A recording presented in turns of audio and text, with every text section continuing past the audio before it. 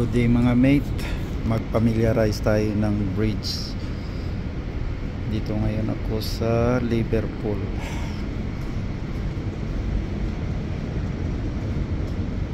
Ito ang aming navigational lights, signal lights, tsaka yung signal light, mga lighting control panel. Ito ang aming camera, ito ang aming telephone,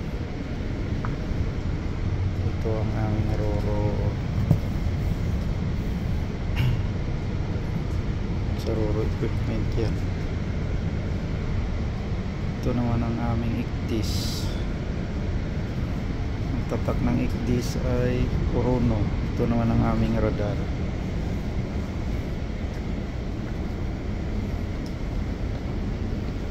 Ito naman ang steering stand. Ito naman ang aming valve thruster.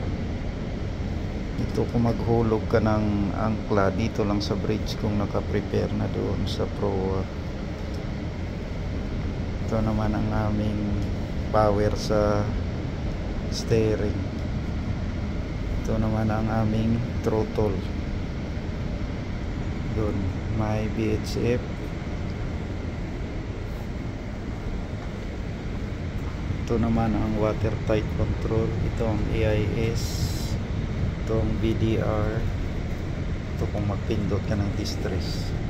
Ito naman ang aming fire remote control. Ito naman yung healing tank ni Chipmate.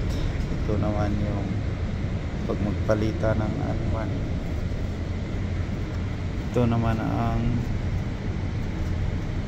ano sa engine. May power management, ballast, cargo ballast, may belts. Pareho lang din sila. Ito ang aming TC. Itong GPS. Yan ang aming speed log.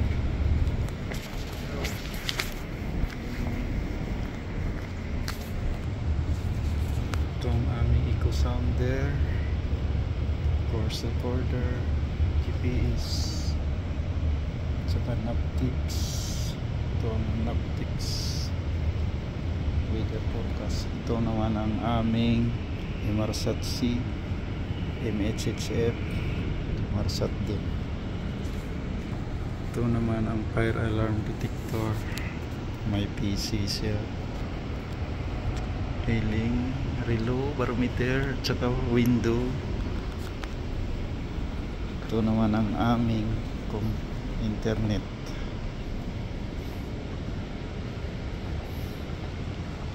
Ito naman ang aming pantry, kapihan.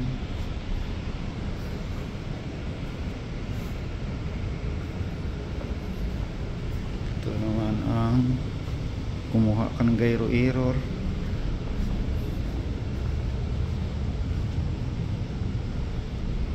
Ito naman ang haba ng aming barko, Proa 130, 165 up. Ito naman ang starboard side kuning.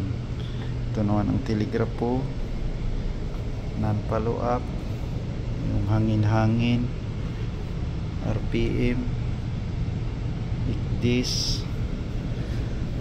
valve thruster.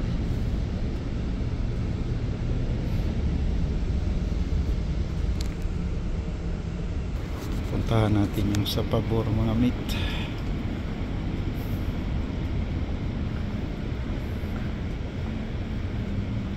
Dito naman ang aming mga portable radio in case emergency, nautical, mga publication.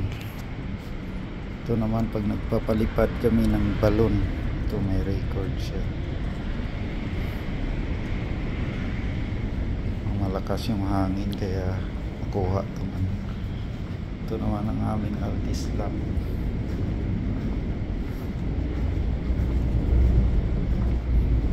Ito naman ang port side coning. Pareho lang din sila dun sa starboard. Namumuti ang dagat kahit sa loob. sige na mga mate, tula naman ako ikwento. Bye.